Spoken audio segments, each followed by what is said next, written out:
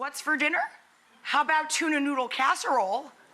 We're going to make our own, basically our own cream of mushroom soup in one pan, and we're going to cook off our egg noodles and just fold those in at the end. So I started with the mushrooms. When you're browning mushrooms, always brown them completely before you add salt to the pan. So brown your mushrooms fully. I go once around the pan with olive oil, and then I add, a good 4 or 5 chunks of butter to the pan. Let that melt down. That's gonna be our thickening agent for our sauce or our soup base, right? Now we can add our salt and pepper, garlic, and a couple of large shallots finely chopped. And we're gonna let those just sweat out a little bit. Then we're going to deglaze the pan with dry sherry or white wine. And then we're going to add in our chicken stock and milk half and half or heavy cream. Here's our shallots. Let's talk fava. What you're going to do is just pull them out of the pod, the favas, like this. Then they need to be parboiled for a couple of minutes and cold shocked. Once you can handle them, that's this guy, these have been par cooked, then you just split them and pop out the favas. And there's 2 split favas in each one. When we come back, we'll talk tuna and we'll add all of our liquids to our pan.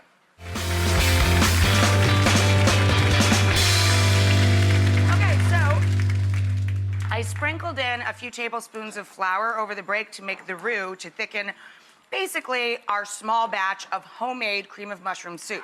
So we have shallots, we have garlic, we have a mixture of maitake or hen of the woods mushrooms, beefy portobellos, and mild shiitake. We've cooked those out with salt, pepper, and white pepper. I added a fat splash of dry sherry to the pan to deglaze it and get the sauce going.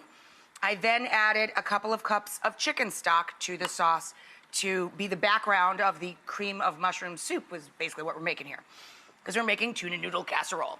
Now I'm going to stir in 1 cup of whole milk or half and half, whichever you have in your fridge. We've got our water boiling for our medium egg noodles, 1 12-ounce bag. Season your pasta cooking water or your noodle cooking water. They only take about 3-4 minutes. And we're going to add in our favas, or peas or edamame, to the mix. Now, when it comes to tuna, it's very important that we care about our oceans and where our tuna comes from, right? So when you're shopping, please look for line caught or pole caught or sustainable on the tuna can. This is 2 cans of tuna that I have flaked. Oh, my little secret ingredient, shh. A little bit, like a splash of soy sauce in the sauce. I know, weird, but so good. Like, it's delicious.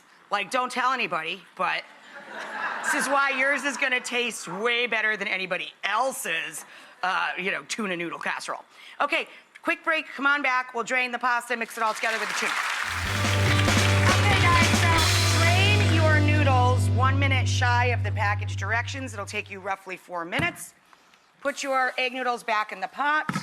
Save a little of the salty, starchy cooking water from your pasta to marry all of the pasta to the sauce. In goes all of our tuna, 2 cans in water, line or pole caught, sustainable tuna. Our secret ingredient was a little bit of soy, a hint of soy sauce. We have dry sherry, lots of mushrooms, garlic, shallots, and instead of peas, we added beautiful spring fava. Then we bring it over here.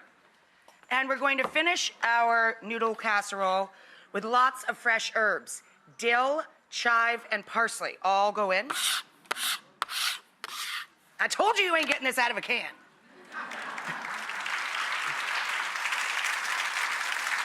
And I top it in a weird way with a little bit of chopped cornichon or chopped gherkin pickles. It's delicious, just trust me about it. It's weird, but it works. I don't know why. It's just...